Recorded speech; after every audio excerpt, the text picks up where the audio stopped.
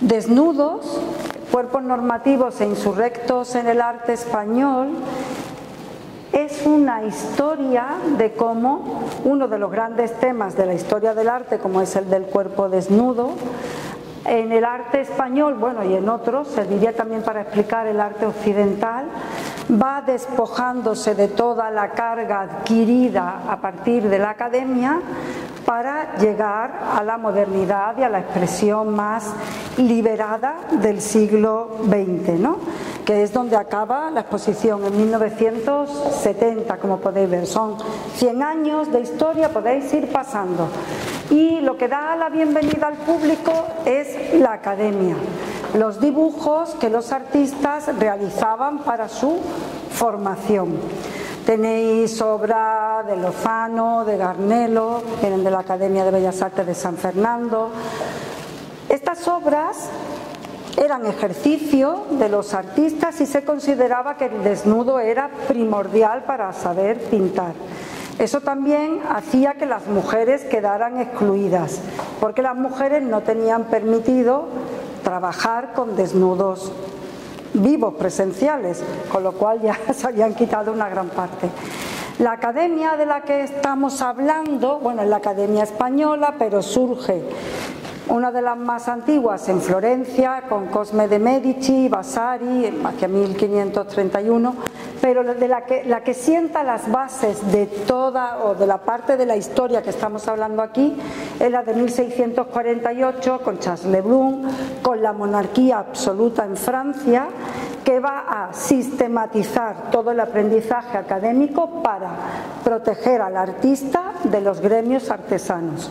Se considera, tal y como había dicho Leonardo, que el artista es un trabajador intelectual y no artesanal, es decir, no es lo mismo, y sin menospreciarlo, pero en la época eso se distinguió y se separó, pues alguien que está haciendo muebles que un pintor que se sienta a hacer una obra de arte. La academia tuvo 6 preceptos, los cuales a partir del siglo XX se los cargaron todos, y son, a ver si me acuerdo de todos: el respeto por la jerarquía de los géneros, eso si queréis luego lo explico; el dibujo como predominio artístico, porque es el que relaciona al artista con la mente y por lo tanto con el intelecto; trabajar en el taller antes que en el exterior, que eso también os sonará, quienes se fueron a la calle para romper con eso;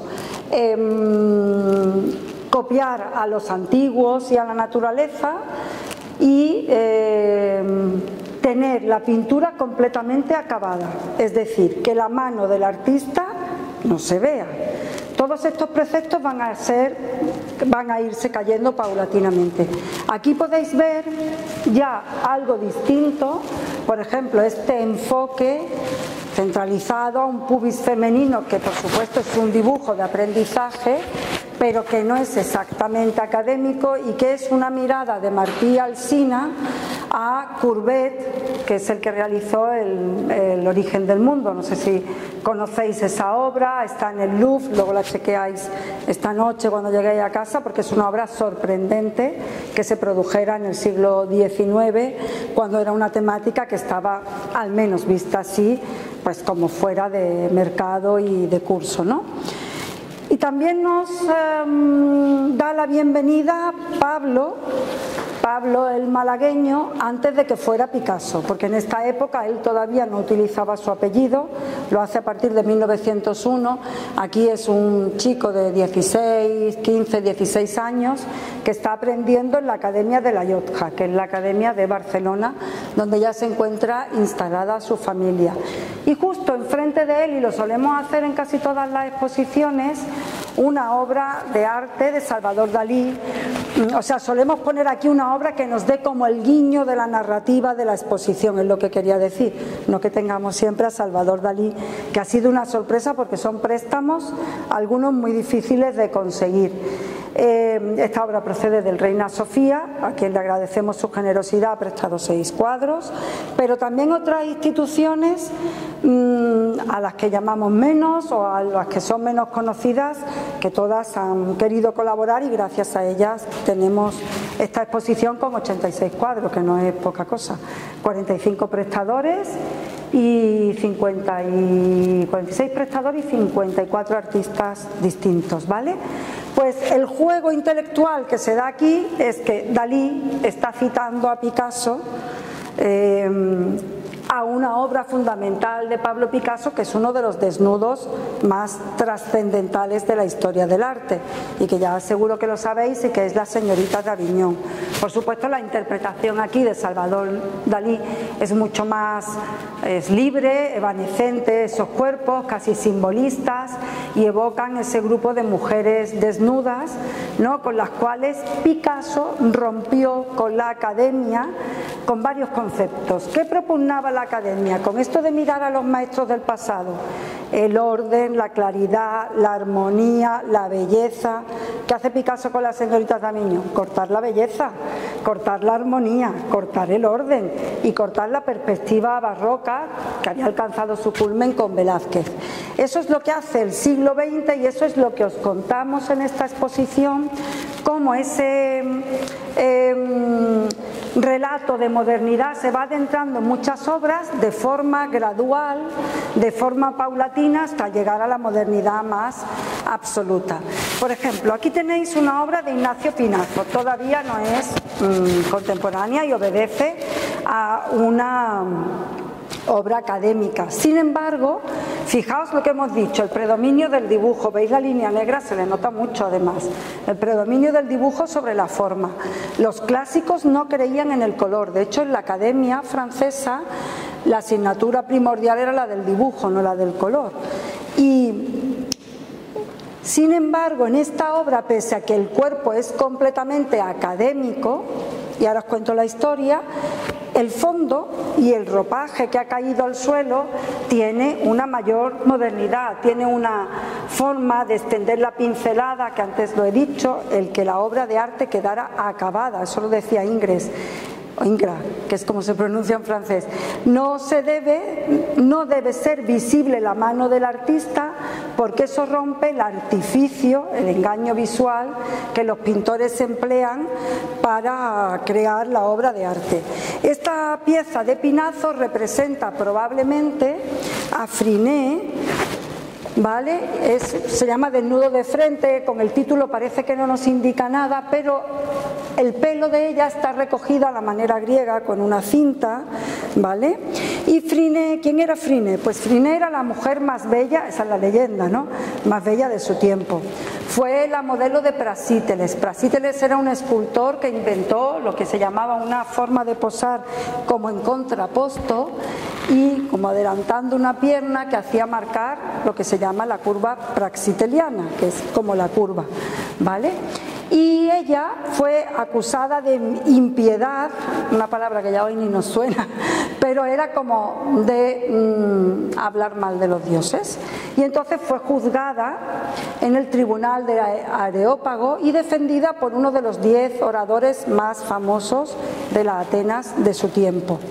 Pero su discurso no valió para defenderla, hasta que a alguien se le ocurrió pues que ella mostrara su cuerpo, y como los griegos creían por la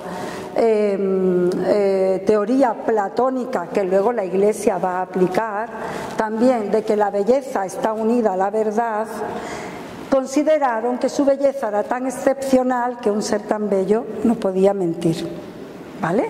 Y esta es la historia de Friné, que fue una modelo, y esa es la leyenda de un escultor llamado Praxíteles. Aquí tenéis 3 desnudos femeninos, los 3 todavía con vínculo con la academia. Sin embargo, ya hay guiños que nos hacen ver que algo está cambiando. Hasta el momento las mujeres que aparecían desnudas en los cuadros eran siempre diosas, o vinculadas a la historia, a las leyendas del mundo griego clásico, como el caso de Friné, pero nunca una mujer de la vida real, porque eso era como desvelar la intimidad de un personaje con el que podías convivir.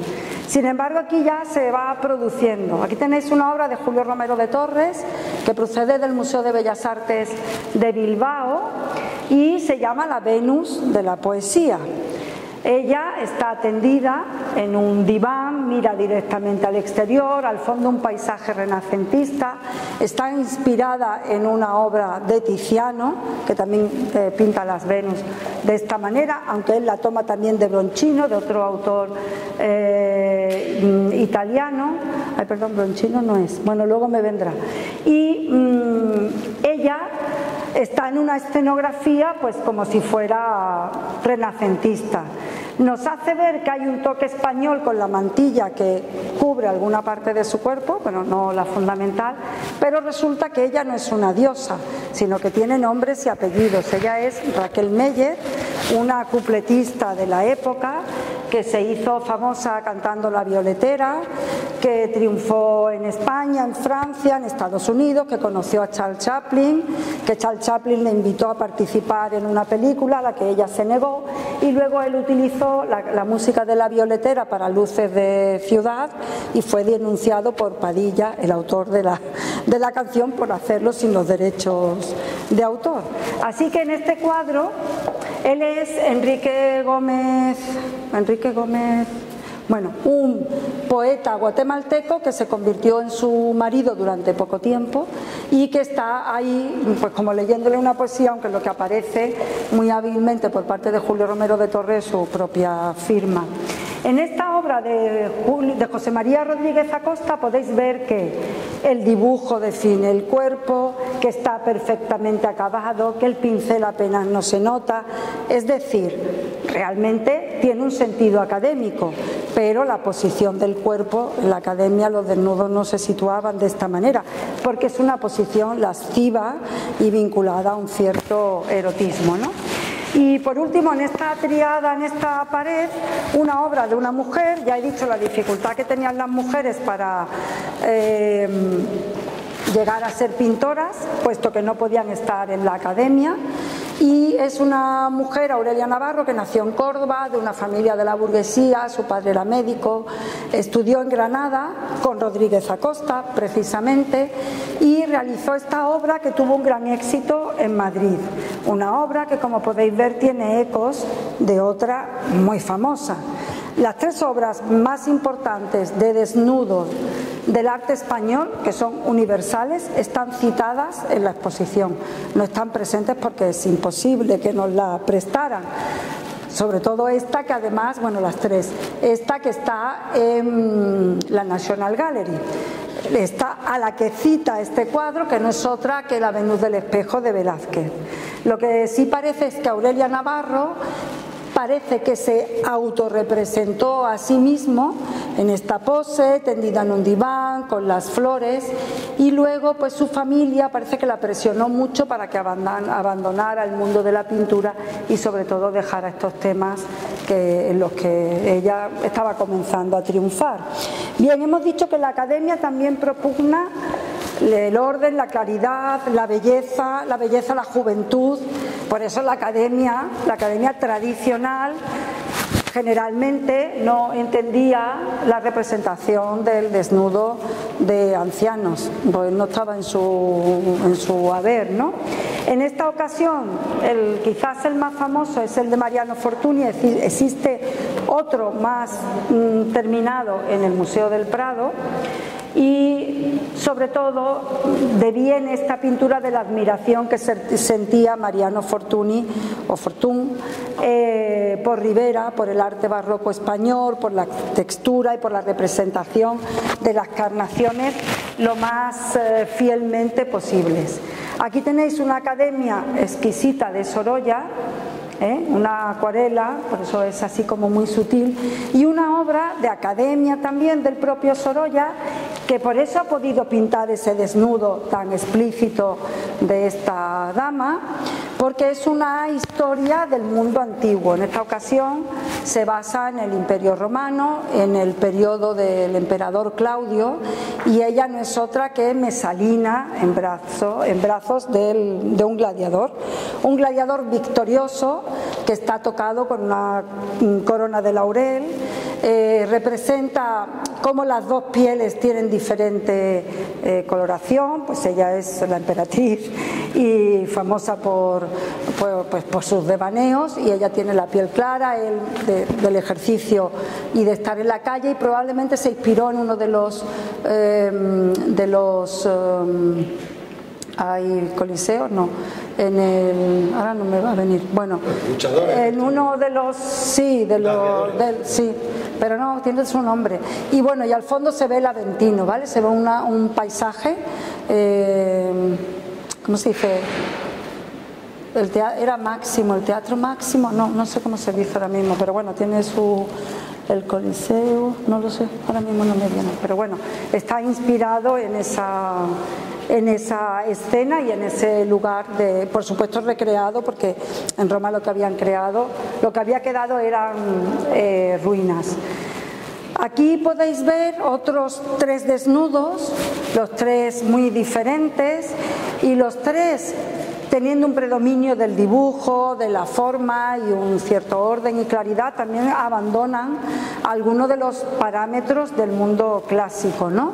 En esta ocasión, la bella Oterito, o el retrato de la Oterito en su camerino, de Ignacio Zuloaga, del año 36, muestra a otra de estas cupletistas psicalípticas de la época, tocada con una torera, que era con la que actuaba, una falda de volantes, y sentada en la silla. Ella estaba frente a su tocador, lo podéis ver con este espejo con el que se le ve la espalda, y se ofrece abiertamente al espectador, sin la menor duda, sin el menor pudor, orgullosa de su cuerpo y de su belleza. Así que esa postura por parte de la mujer en un cuadro tampoco era una cuestión académica, ¿vale? En esta ocasión, en esta obra de Anglada Camarasa de 1913, es una obra fabulosa, con una fuerza impresionante, se llama La Sibila, y en ningún texto bíblico se dice que las sibilas fueran desnudas. O sea, las sibilas eran sabias de la antigüedad y se supone que irían vestidas, pero Anglada Camarasa la ve como una especie de tótem, de personaje casi que genera miedo, ¿no? Con esos ojos oscuros, con ese pecho descubierto y con ese colorido vinculado al verde, ¿no? Que también era un color muy de la noche parisina de ese momento. Ya sabéis que hubo una bebida, el ajenjo, la absenta, que también se le llamó helada verde, que tenía una cantidad de alcohol que hoy ya no está permitida, en la época sí, y que era consumida en muchos de los lugares que estos artistas frecuentaban, ¿no? Y él, Anglada Camarasa, ve a esta mujer como esa figura oscura, poderosa, casi de seducción fatal, es una femme fatal casi, y por ese motivo tampoco es completamente clásica, pero todavía no hay aquí ninguna ruptura, ¿no? Y ella, que podría ser como una especie de Diana cazadora moderna, pues es una mujer, como podéis ver, de complexión fuerte, deportista, atlética, que Rafael Pellicer retrata pues con el torso desnudo, ¿no? Es una obra realizada en 1935, pero tiene que ver un poco con la imagen de la mujer que se muestra, por ejemplo, en ABC y en algunas de las ilustraciones de los años 20, en los cuales las mujeres modernas pues tenían el pelo a lo garzón, cortado, fumaban, hacían deporte, salían, entraban y comenzaban a tener la misma actividad que los hombres. Tened en cuenta que una mujer deportista tampoco era lo habitual a principios del siglo XX, ¿no? Bien.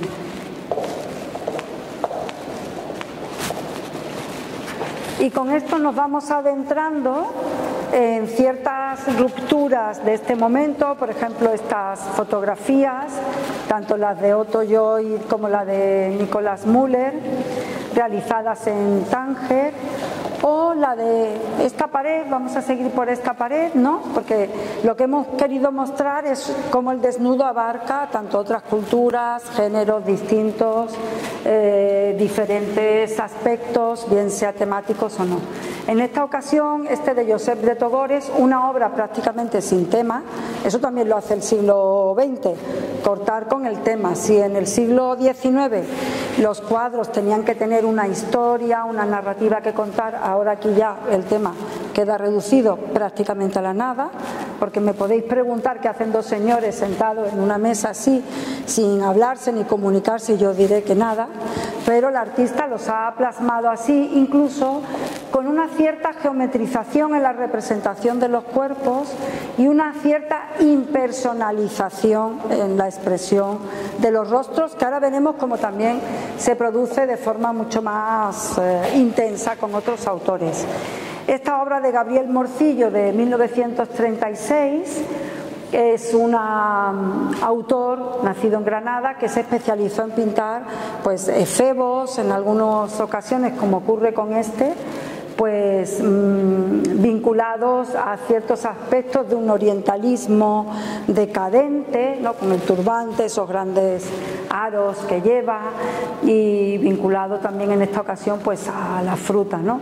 Es un autor que a veces navega entre la muy buena pintura y lo kitsch, un poquito más relamido, terminado, pero creíamos que debía estar porque fue uno de los autores que más representó el desnudo en estos años. Y la imagen que una de las imágenes que hemos escogido para la exposición, junto a la de Pinazo de Friné o Desnudo de la primera sala, es este esclavo que sorprendentemente fue realizado entre 1922 y 29.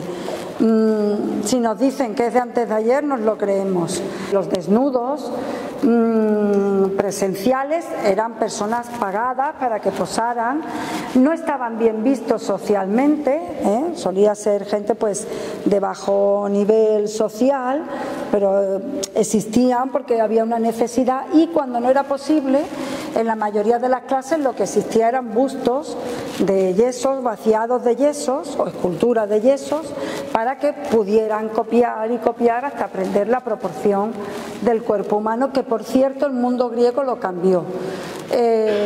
Policleto decía que el cuerpo debía de ser 7 veces la cabeza, y luego Lisipo 1/8, así que esas proporciones también fueron cambiando. Pero es verdad que Grecia generó un canon estético, un canon es una orden, que luego fue copiada por Roma, y a través de la influencia de Roma todo el mundo occidental en el cual nosotros nos encontramos depende de ese canon, y digamos que nos ha marcado nuestro sentido y nuestra comprensión de la belleza, de la estética, ¿no? Y esta fotografía me parece muy curiosa y explícita de lo que queremos contar, porque el artista está encima de todos esos yesos clásicos, como diciendo, bueno, estoy como por encima de todo esto, de lo que está ocurriendo, ¿no? Amelia Riera una artista coge unas figuras de probablemente como esas muñequitas de ¿cómo se dice? Que iban vestidas de gitana. Sí. Bueno, no lo sé, yo creo que Barbies no son esas figuras que existían pues de regalo, de turístico y tal, y las muestra como si fueran unas marionetas, siguen teniendo las peinetas en la cabeza.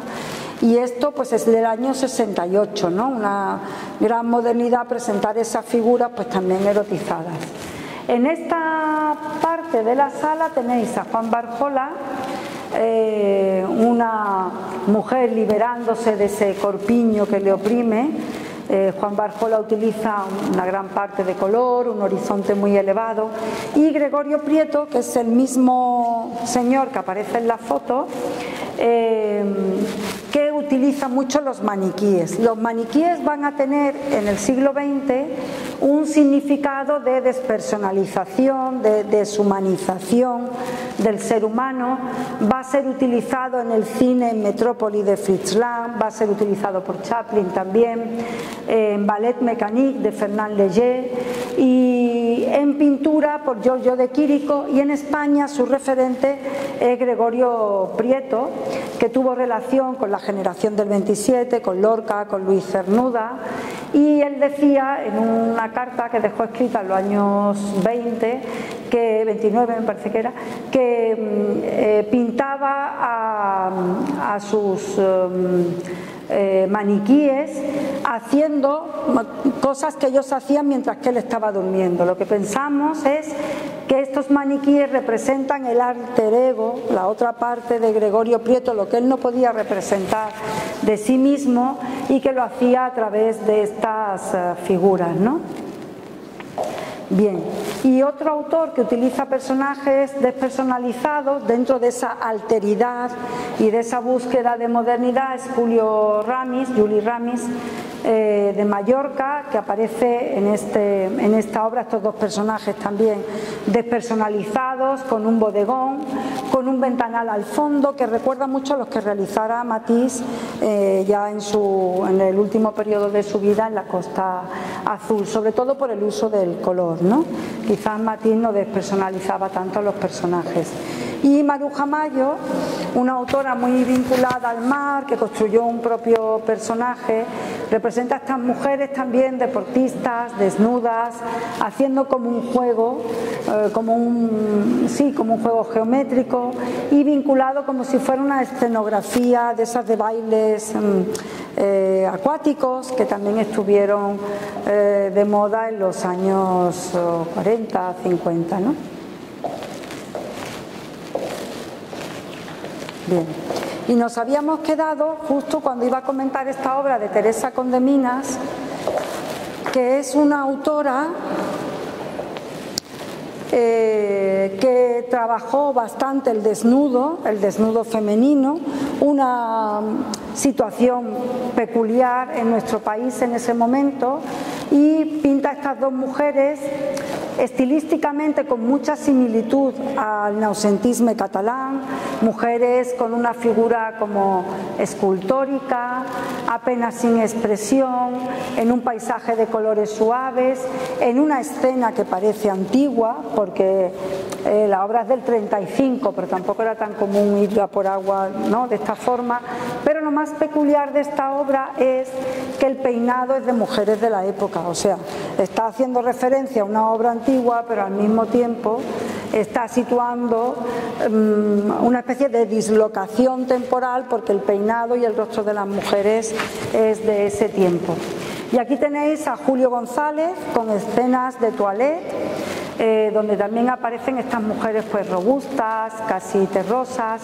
Recordáis que había dicho también que en el mundo de la academia, que en el mundo clásico, la forma de representar el cuerpo debía de ser siempre muy acabado, sin que tuviera textura. Pues justo ya aquí podemos ver cómo empiezan, todavía no lo hemos visto, pero ya había comenzado, cómo esas texturas comienzan a aparecer para evocar en el público ese aspecto de realidad de la piel y de la carne, ¿no? Igual ocurre con estos desnudos también de Julio González. Y aquí tenéis obra de Salvador Dalí, con esa manera de hacer la carne como blanda. Aquí todavía muy joven Salvador Dalí, con el paso del tiempo, precisamente que hablo de tiempo, recordáis los relojes blandos, todo eso que se cae, ¿no? Pues ese en el cuerpo femenino pues sigue pareciendo como que se cae. Y aquí sí tenéis obras donde hay un cierto erotismo. Con el paso del tiempo y mientras que nos vamos adentrando en el siglo XX, veremos que el cuerpo desnudo, humano, sea femenino, masculino, ya no tiene tanta importancia por la evocación de la seducción o de un cierto erotismo. Pero a principios del siglo XX, como ocurre a finales del XIX y principios del XX, como ocurre con estas obras, pues todavía sí. Con todo, ya no son tan académicas y tienen una paleta que las relaciona con la pintura finisecular francesa, ya que ambos vivieron una vida bohemia en el París de finales de siglo, ¿no? Tanto Rossignol como Ramón Casas. Con todo, pues esta posición del cuerpo femenino no es nada académica, ni la proporción del cuerpo de esta dama es tampoco académica, como se había mostrado en un principio, ¿no? Y aquí, por ejemplo, bueno, esta obra de Ortiz Echagüe, que también es muy interesante. Aquí tenéis unos dibujos en sanguina de Manuel Ángeles Ortiz, donde ya sí vemos esa influencia de las vanguardias de forma muy clara, cómo el cuerpo está como facetado, cómo las líneas son geometrizantes y sobre todo la expresión del cuerpo femenino pues se asemeja a una máscara, ¿no? Recordad, él era muy amigo de Picasso, y recordad que Picasso se inspira para romper con las leyes de buen gusto de la academia y del mundo occidental. Se inspira en las máscaras africanas y se inspira en la otredad, en otras culturas, para romper con lo establecido en la cultura occidental. Aquí, bueno, dos mujeres de Balbino Gener, dos mujeres desnudas, sin ningún tema aparente, sentadas una a la otra, en silencio.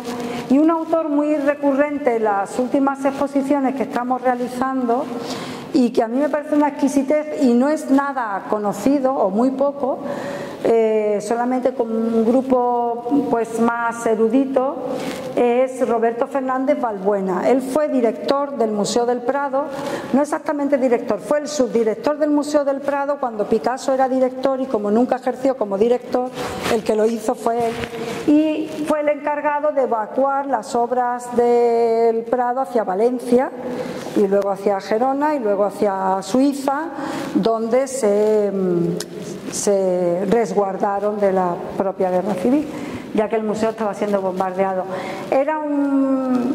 Es un autor de formación de arquitecto y tiene unas perspectivas, como podéis ver, muy cinematográficas, casi en picado, de cuerpos con una gran perspectiva hacia el fondo, y también un recordatorio de esas formas que se vinculan con las de las vanguardias, ¿no? Con las formas geométricas.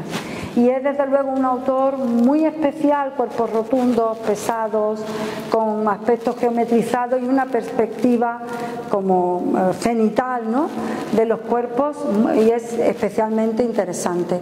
Otro autor poco conocido y que hemos rescatado aquí para hacerlo dialogar con otros autores que sí lo son, es Juli Ramis. Pertenece esta obra a una colección privada de Palma de Mallorca, y este desnudo sí que es antiacadémico totalmente, un desnudo de una mujer en la que se le marcan las costillas, la postura se diría en el mundo académico que es indecorosa, y sobre todo la piel mortecina, ¿no? No tiene nada que ver con esa idea de belleza y de lozanía que propugnaba la academia clásica. Estos son dibujos de otra mujer, de Menchugal, que también representa pues una mujer cotidiana, sin ningún tipo de, digamos, de canon estético ni de proporción, pues una mujer cotidiana. Y esta es una obra de Suñer, vinculado al naucentisme catalán. Diríamos que tiene relación con la obra de Teresa Condeminas y de Julio González, una de José Gutiérrez Solana, completamente descarnado, explícito, crudo, como él era, porque es un autor crudo. Ya sabéis que fue también un excelente escritor del costumbrismo madrileño, y que solía irse a los arrabales de Madrid precisamente para plasmar pues el mundo de la prostitución, de la noche. Él era un personaje muy friki, diríamos hoy.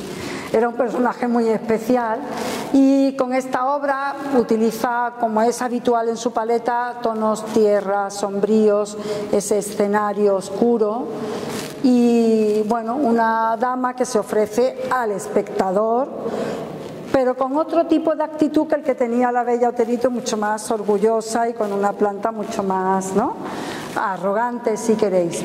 Una obra de Josep Guinovar, y estas de Ismael Smith, pues que muestran la otredad, ¿no?, algo que ya hemos visto también con Manuel Ángeles Ortiz, pero que aquí aparece representado de forma más explícita, ¿no? Cómo el arte español se hace eco también de otras culturas, de otros cuerpos, de otras proporciones y de otras medidas, en definitiva.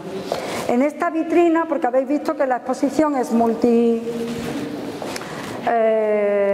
multidisciplinar, hay pintura, hay fotografía, es una exposición muy densa, no hemos situado texto en la propia exposición porque es evidente como hay numerosos tipos de desnudos, de cuerpos, de visiones.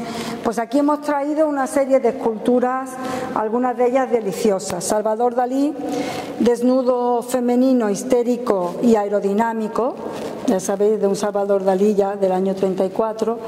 Ángel Ferrand, Picasso, que está aquí, delicioso, esa mujer casi primitiva, igual que ocurre con la de Ángel Ferrand. Julio González, que él es mucho más innovador en la escultura que en la pintura. Julio González trabajó en París para ganarse la vida porque tenía muchas dificultades para sobrevivir con este tipo de obra. Fue mecánico de la Citroën y él fue el que enseñó la soldadura a Picasso y por eso fue un gran innovador en la propia escultura, porque aplicó un tema industrial a la creación de la obra de arte. Y esta otra también es de Julio González, pero fíjense cómo juegan con diferentes estéticas, una heredada del mundo clásico y otra que ya está plenamente incorporada al mundo de las vanguardias. Es decir, aquí tenéis lo normativo y lo insurrecto del título de la propia exposición.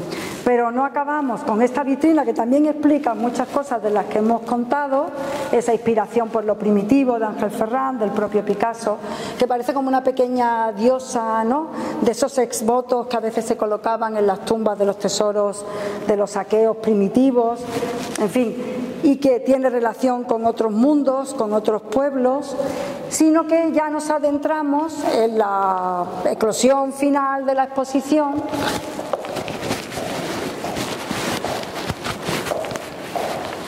donde ya el cuerpo desnudo ya lo hemos ido viendo cómo gradualmente llevan muchas de estas imágenes que hemos visto a esa desaparición de la seducción, del erotismo, por supuesto de la belleza, y ocurre sobre todo, especialmente con esta pared que a mí me parece soberbia, es de lo mejor de la exposición, aunque hay muchas cosas muy buenas, esta obra de Miró y la de Saura, ambas el cuerpo ya humano ha desaparecido, ¿no?